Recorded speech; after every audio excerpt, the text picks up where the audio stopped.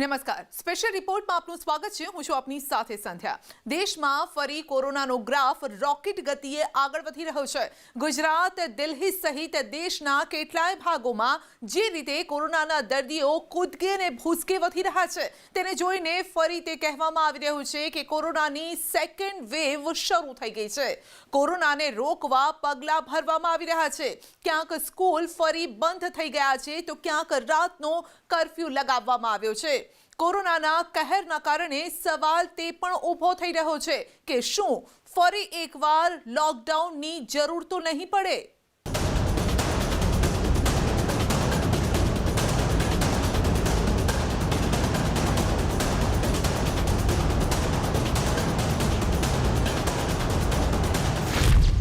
कोरोनाए फरी मचाव्यो कहर. सरकार ने सोच लिया कि कोरोना खत्म हो चुका है. जब तक वैक्सीन नहीं आएगी, जब तक सरकार को पब्लिक पर नज़र रखनी चाहिए. थोड़ा सा डर लोगों के दिमाग में अब बढ़ गया है. देश में बढ़्यो कोरोनानो ग्राफ और ज़्यादा मतलब केसेस बढ़ते जा रहे हैं, जिससे कि हम अपनी भी सावधानी बरतें और दूसरों को भी स्वस्थ रखें. 2 गज की दूरी और मास्क लगाना ही है. ये मिनिमम सिस्टम है जिसको सब लोगों को फॉलो करना चाहिए. કેટલીય જગ્યાએ બેકાબુ થઈ સ્થિતિ.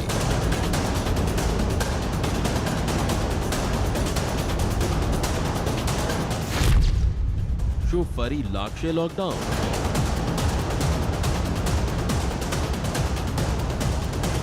દેશભરમાં ફરી એકવાર જે રીતે કોરોનાએ માથું ઉંચક્યું છે, તેનાથી તે ખતરો વધી ગયો છે કે ફરી લોકડાઉન લગાવવાની જરૂર તો નહીં પડે ને. કોરોનાનો ગ્રાફ વધવાનું કારણ તહેવારોમાં ઉમટેલી લોકોની ભીડ માનવામાં આવી રહી છે. તો કોઈ વાતાવરણમાં બદલાવને સાથે કોરોનાને લઈ લોકોની બેદરકારીને પણ કારણ માનવામાં આવી રહ્યું છે. કારણ ભલે જે હોય તે, પણ સત્ય તે છે કે દેશભરમાં કોરોનાના કેસમાં ઉછાળો આવ્યો છે અને સૌથી ખરાબ સ્થિતિ દેશની રાજધાની દિલ્હીની છે. કોરોનાની ગાઈડલાઈનને લઈ કડકાઈ વધારી દેવામાં આવી છે, છતાં પણ કેટલાય લોકો છે જે માસ્ક પહેરવા જ તૈયાર નથી. जब आपको अधिकारियों ने रोका है, आप कैमरे पे हाथ नहीं लगाएंगी, आप कैमरे पे हाथ नहीं लगाएंगी, समझ आया? आप कैमरे पे हाथ नहीं लगाएंगी. ये भी आपकी फोटो दिखाते हैं हम आपको, आपकी फोटो खींची हुई है, ये एविडेंस है. आप कैमरे पे हाथ लगाएंगी, आप कैमरे पे हाथ लगाएंगी, आप रूल तोड़ेंगी, उसके बाद आप कैमरे पे हाथ लगाएंगी. માસ્ક ન લગાવવા છતાં આ મહિલાએ જે રીતે કેમેરા સામે પ્રતિકાર કર્યો, તેનાથી તે સાબિત થાય છે કે કોરોનાની ગાઈડલાઇન્સને લઈ લોકો હજુ બેદરકાર છે. પણ દિલ્હીમાં જે આંકડા સામે આવ્યા છે, તે વાત તરફ ઇશારો કરે છે કે આ બેદરકારી ભારે પડી શકે છે. બેદરકારી ભારે પડશે. નવા કેસ 7,546, કુલ કેસ 5,10,630. 24 કલાકમાં મોત 98, કુલ મોત 8,041. 24 કલાકમાં સાજા થયેલા 6,685. Active case 51,262.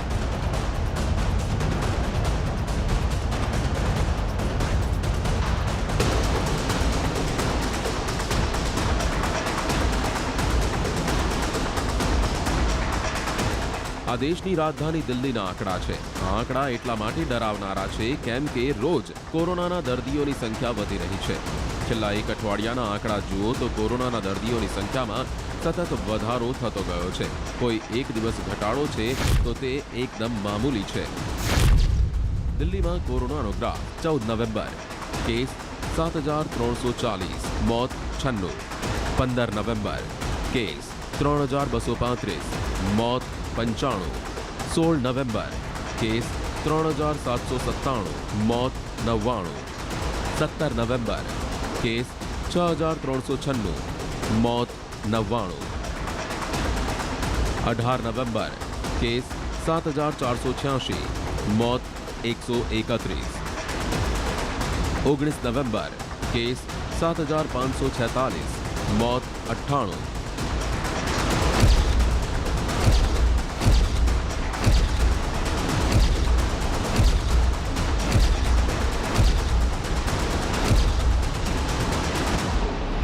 આંકડાઓને જોવા જોવામાં આવે તો 15 નવેમ્બર અને 16 નવેમ્બરે દર્દીઓની સંખ્યામાં ઘટાડો જરૂર જોવા મળી રહ્યો છે, પણ આનું કારણ દિવાળીની રજાઓ પણ હોઈ શકે છે. માનવામાં આવી રહ્યું છે કે રજાઓના કારણે ટેસ્ટિંગ ઓછા થયા.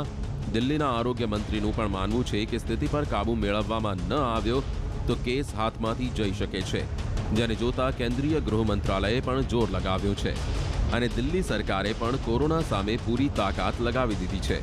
2644 एक्स्ट्रा कोविड बेड्स ऐड होंगे प्राइवेट सेक्टर के अंदर. साथ में ही 42 प्राइवेट हॉस्पिटल्स में आईसीयू का 80% बेड्स को रिजर्व किया गया है. पहले बड़े अस्पतालों में 33 में पहले कर दिया गया था, 42 दूसरे और अस्पतालों में किया गया है. इससे 260 आईसीयू बेड एक्स्ट्रा अवेलेबल होंगे. દિલ્હીમાં કોરોનાના વધતા કેસને જોતા અદાલતે પણ કડક વલણ અપનાવ્યું છે. ત્યારબાદ માસ્ક અને સોશિયલ ડિસ્ટન્સને લઈને નિયમો કડક કરવામાં આવ્યા છે. દિલ્હીમાં કોરોનાને લઈને કડકાઈ. માસ્ક ન પહેરવા પર દંડ વધાર્યો, 500 રૂપિયાથી વધારી 2000 રૂપિયા. દિલ્હી પોલીસે રસ્તાઓ પર કડકાઈ બતાવી. નિયમોનો ભંગ કરનારને દંડ.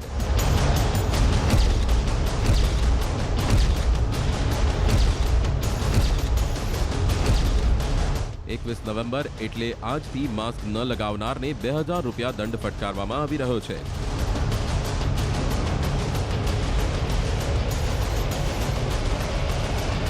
बेसिकली जो लोग मास्क नहीं लगा रहे हैं उनके चालान काट रहे हैं पब्लिक प्लेसेस में. चालान हम बेसिकली उन लोगों का काट रहे हैं जो या तो मास्क नहीं लगा रहे हैं या पब्लिक प्लेस में थूक रहे हैं, जो स्पिटिंग कर रहे हैं, उनके अगेंस्ट.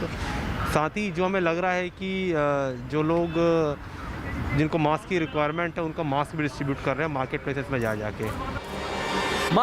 માસ્ક અને સોશિયલ ડિસ્ટન્સિંગને લઈને હવે વહીવટી તંત્રે કડકાઈ શરૂ કરી છે, પણ કેટલાક લોકોને ન પોતાના જીવની પરવા છે ન બીજાના જીવની. તેઓ કોરોનાની ગાઈડલાઈનને માનવા તૈયાર નથી. અમારી ટીમને દિલ્હીમાં એક બસ જોવા મળી, જેમાં સોશિયલ ડિસ્ટન્સિંગના ધજાગરા ઉડતા જોવા મળ્યા. ખીચોખીચ લોકો ભરેલા હતા. चालान किया जाएगा. आप सबको जो है वहाँ से जो पकड़े गए उनको बाहर निकालिए. आ जाइए आप. बिना ऐसे नहीं, बिना चालान के नहीं ये बस का आप देख रहे हैं जिसमें बस मास्क था सर. यहाँ पर लगातार इस चीज़ को लेकर बहस हो रही है, क्योंकि जो गाड़ी के ड्राइवर हैं वो बोल रहे हैं कि सबका मास्क था, लेकिन उन्हें बताया जा रहा है कि सोशल डिस्टेंसिंग मेंटेन नहीं थी, पूरी गाड़ी खचाखच भरी हुई थी. માસ્કને લઈ દંડ ભરાવવામાં આવ્યો તો વધુ એક મુદ્દો ઊભો થયો. મુદ્દો તે કે જો કોઈ વ્યક્તિ ફોર વ્હીલમાં એકલો હોય તો તેને શું માસ્ક પહેરવું જરૂરી છે? લોકોની દલીલ છે કે તે એકલો છે અને માત્ર પતિ પત્ની છે તો માસ્ક કેમ લગાવે? अब ये कह रहे हैं कि पूरा दिन दिल्ली में बैलेट है, अब हमारे इसका मतलब हम मास्क उतार के घूम सकते हैं, चालान कट गया तुम्हारा. ये तो आपकी सेफ्टी के लिए है ना.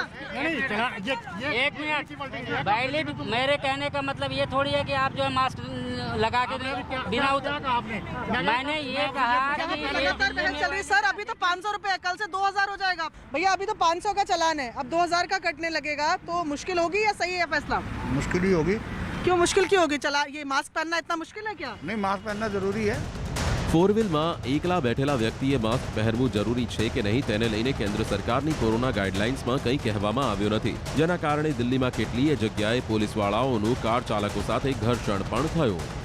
मेरा सांस फूलने लगती है मास्क से. ऐसा मास्क. नाम क्या है? क्या नाम आपका? सोनू मिश्रा. सोनू मिश्रा. पिता का नाम? अच्छा कोई नहीं. सर जी मुझे मेरी तबीयत आप ऐसे मत जाओ. रुक जाइए. ये क्या बदतमीजी है? ऐसे नहीं जाएंगे अभी आप. मैं मास्क लगा रखा नाम बताइए. कुछ नहीं आपका पिताजी का नाम बताओ. सोनू. मास्क लगा रखा हूं. पिताजी का नाम बताओ ना मैंने. जो पूछा जाए वो बताओ. संजीव मिश्रा. लगातार देख रहे हैं कि सब कोई मुख्यमंत्री अपील कर रहे हैं कि मास्क पहने. सर इसलिए उससे हो सकता है. કોરોનાને લઈ નિયમોનો ભલે કડક અમલ કરાવવામાં પોલીસ સાથે લોકો ઘર્ષણમાં ઉતરી રહ્યા હોય, પણ સામાન્ય રીતે લોકોનું માનવું છે કે પોલીસ કડક થાય તે જરૂરી છે અને દંડ વધારવાનો નિર્ણય વ્યાજબી છે. दिल्ली में जिस तरह ना मतलब लोग उतना वो उस तरीके से करते नहीं है, मतलब जितना करना चाहिए इतना छूट जितना हम लोग को मिला हुआ है, अब सरकार भी हमारे लिए तो कर रही है, अब हम खुद के लिए नहीं करेंगे तो वो फिर गलत है ना. जैसे हम सदर भी गए थे, चांदनी चौक भी जाते हैं, तो वहाँ पे हमने देखा कम से कम 25% मास्क लोग नहीं लगा रहे थे. ठीक है, उसके बाद लोगों ने काफ़ी लापरवाही कर दी. દિલ્હીની જેમ દેશના બીજા ભાગોમાં પણ કોરોના માથું ઊંચકી રહ્યો છે, માટે દરેક જગ્યાએ રાજ્ય સરકારો એક્શનમાં આવી છે. કેન્દ્ર સરકારે પણ દેશના કેટલાય રાજ્યોમાં પોતાની ઉચ્ચ સ્તરીય ટીમ મોકલી છે. 4 રાજ્યોમાં કેન્દ્રની ટીમ: હરિયાણા, રાજસ્થાન, ગુજરાત, મણિપુર.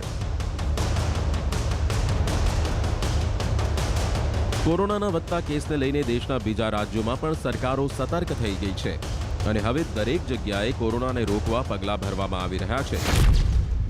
દેશમાં કોરોના પર એક્શન. મુંબઈ: માસ્ક ન પહેરે તો 2000 રૂપિયાનો દંડ. 31 ડિસેમ્બર સુધી સ્કૂલ બંધ.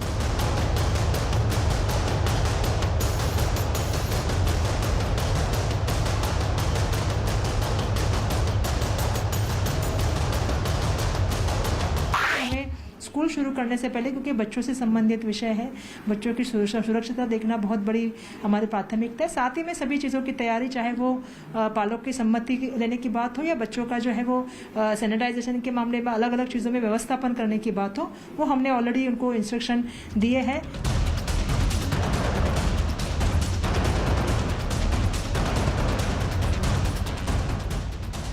દેશમાં જે રીતે કોરોનાના કેસમાં ઉછાળો આવ્યો છે, જે રીતે રાજ્ય સરકારોએ પગલાં ભરવાનું શરૂ કર્યું છે, જેના કારણે લોકડાઉનની સંભાવના જોવામાં આવી રહી છે.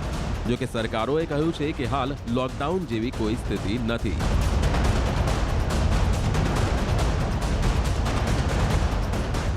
શું દેશ કોરોનાની બીજી લહેર તરફ છે? આ સવાલ એટલા માટે છે કેમ કે 48 દિવસ બાદ દેશમાં એક્ટિવ કેસની સંખ્યામાં એકાએક જ ઉછાળો આવ્યો છે. ઘણા શહેરોમાં કર્ફ્યુ લગાવી દેવામાં આવ્યો છે, તો કેટલાય શહેરો કર્ફ્યુની તૈયારી કરી રહ્યા છે. ત્યારે સવાલ થાય છે કે અનલોક બાદ ફરી દેશ લોકડાઉન તરફ આગળ વધી રહ્યો છે.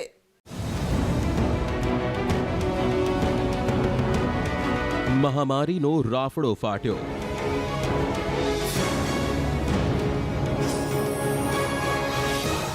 દેશમાં એક્ટિવ કેસમાં ઉછાળો.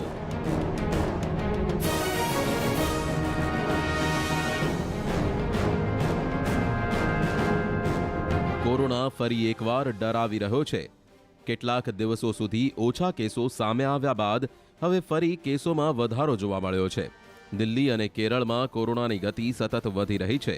છેલ્લા 3 દિવસમાં એક્ટિવ કેસની સંખ્યામાં વધારો થયો છે. દેશમાં કોરોના.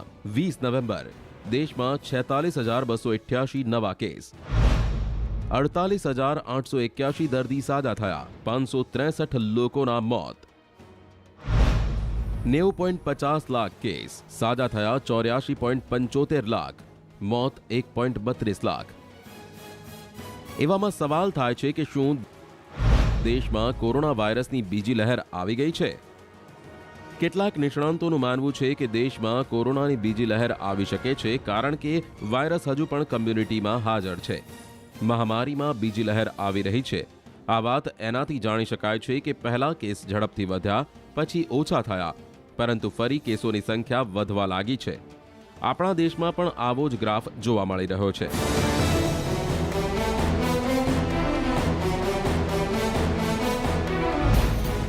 શા માટે કોરોનાની બીજી લહેરનો ડર છે? દેશમાં કોરોનાની બીજી લહેરનું જોખમ વધી ગયું છે, કારણ કે ઓછા કેસો આવ્યા બાદ ફરી નવા કેસ ઝડપથી વધવા લાગ્યા છે. નવા કેસો વધવાનો અર્થ એ થાય છે કે એક્ટિવ કેસ વધી રહ્યા છે અને રિકવરી રેટ પણ ઘટી રહ્યો છે. દેશમાં 16 સપ્ટેમ્બરે પીક આવ્યો હતો. એ દિવસે સૌથી વધારે 97,860 નવા કેસો સામે આવ્યા હતા, પરંતુ ત્યારબાદ કેસોની સંખ્યા ઘટવા લાગી હતી.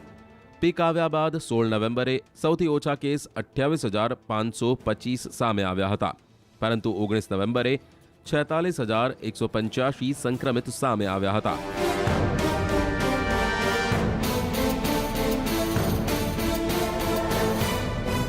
આ સિવાય ઘણા રાજ્યોમાં સ્થિતિ બગડી શકે છે.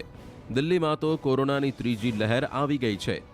દિલ્હીના સ્વાસ્થ્ય મંત્રી સત્યેન્દ્ર જૈન પણ કહી ચૂક્યા છે કે દિલ્હીમાં ત્રીજી લહેર ચાલી રહી છે, અર્થાત જે સ્થિતિ જૂન મહિનામાં હતી એ ફરી થઈ ગઈ છે. દિલ્હી સિવાય મધ્યપ્રદેશ, રાજસ્થાન, કેરળ, હરિયાણા જેવા રાજ્યોમાં પણ બીજી લહેરનું જોખમ વધ્યું છે. બીજી લહેરથી બચવા સરકારનો એક્શન પ્લાન. કેન્દ્ર સરકારે હેલ્થ એક્સપર્ટની ટીમ બનાવી છે, જે હરિયાણા, રાજસ્થાન, ગુજરાત અને મણિપુર જશે અને ત્યાંની પરિસ્થિતિઓનું નિરીક્ષણ કરશે. કેન્દ્ર સરકારે તમામ રાજ્યોને કોરોનાને નિયંત્રણમાં લાવવા માટે જરૂરી પગલાં લેવા કહ્યું છે. દેશમાં કોરોના પર એક્શન. મધ્યપ્રદેશ, જે જિલ્લાઓમાં પોઝિટિવિટી રેટ 5%થી વધુ ત્યાં નાઇટ કર્ફ્યુ. રાજસ્થાન, તમામ જિલ્લાઓમાં ધારા 144 લાગુ. હરિયાણા, શાળાઓ 30 નવેમ્બર સુધી બંધ.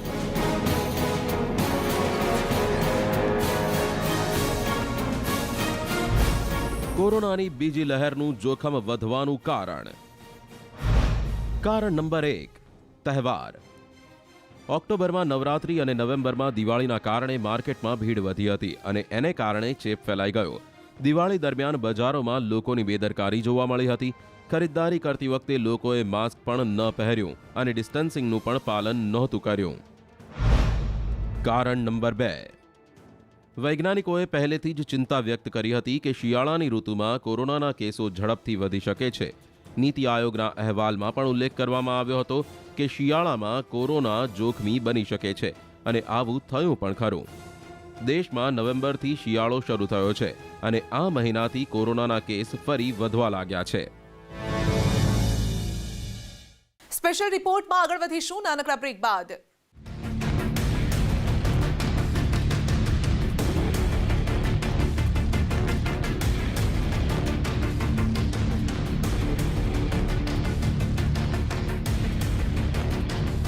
એક તરફ કોરોનાની બીજી લહેર ફૂંફાડો મારી રહી છે, બીજી તરફ કોરોનાની રસી પણ અંતિમ તબક્કામાં પહોંચી રહી છે.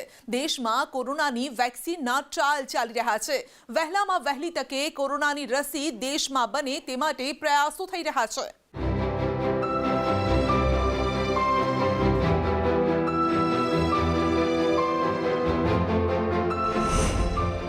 હરિયાણામાં કોરોનાની રસીના ત્રીજા તબક્કાનું ટ્રાયલ.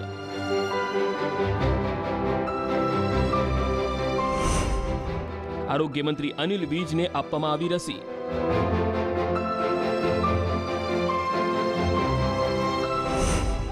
અંબાલાની જિલ્લા હોસ્પિટલમાં આપવામાં આવ્યો પહેલો ડોઝ.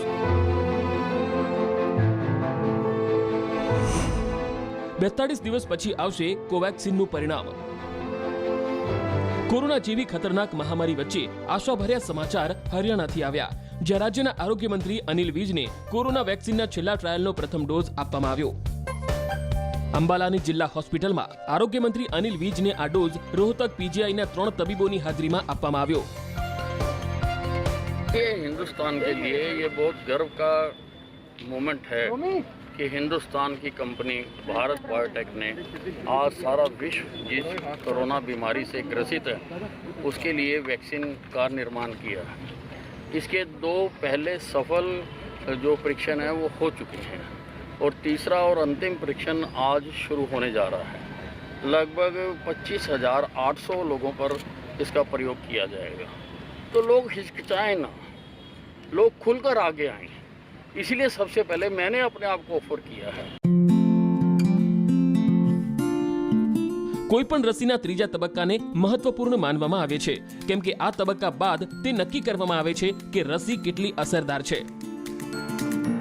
हमारे लिए ये बहुत गर्व की बात है कि हमारे प्रदेश के स्वास्थ्य मंत्री जो हमेशा लीडरशिप बाय एग्जाम्पल करते हैं, उन्होंने अपने आप को as a healthy volunteer offer किया है इस वैक्सीन के 3rd फेज के ट्रायल में. और फेज 1 और फेज 2 के जो ट्रायल के रिजल्ट्स हैं वो काफ़ी एनकरेजिंग रिजल्ट्स आए हैं और हमें उम्मीद है कि फेज 3 के रिजल्ट्स एनकरेजिंग आने के बाद में मास प्रोडक्शन शुरू हो जाएगी. આ જ કારણ છે કે રસીના ત્રીજા તબક્કાના ટ્રાયલ માટે ખુદ આરોગ્ય મંત્રી અનિલ વિજ આગળ આવ્યા અને એક સ્વયંસેવકના રૂપમાં તેમણે રસીનો પ્રથમ ડોઝ લીધો. દાવો કરવામાં આવી રહ્યો છે કે જે રસીનો ડોઝ આરોગ્ય મંત્રી અનિલ વિજને આપવામાં આવ્યો તે રસીનું પરિણામ 42 દિવસમાં આવશે. 42 દિવસ બાદ એન્ટીબોડીની તપાસ થશે. રોહતક પીજીઆઈના 200 લોકો પર પરીક્ષણ થશે.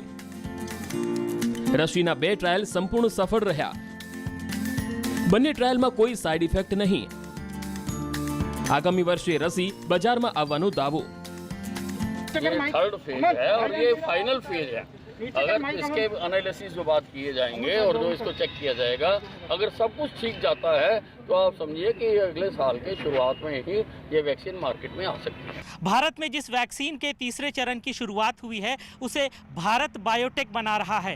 कोवैक्सीन नाम के इस टीके को लेकर दावा ये किया जा रहा है कि विदेशों में बनने वाले वैक्सीन से ये ज़्यादा बेहतर साबित होगा, क्योंकि भारत में पाए जाने वाले वायरस के स्ट्रेन के आधार पर इसे तैयार किया जा रहा है।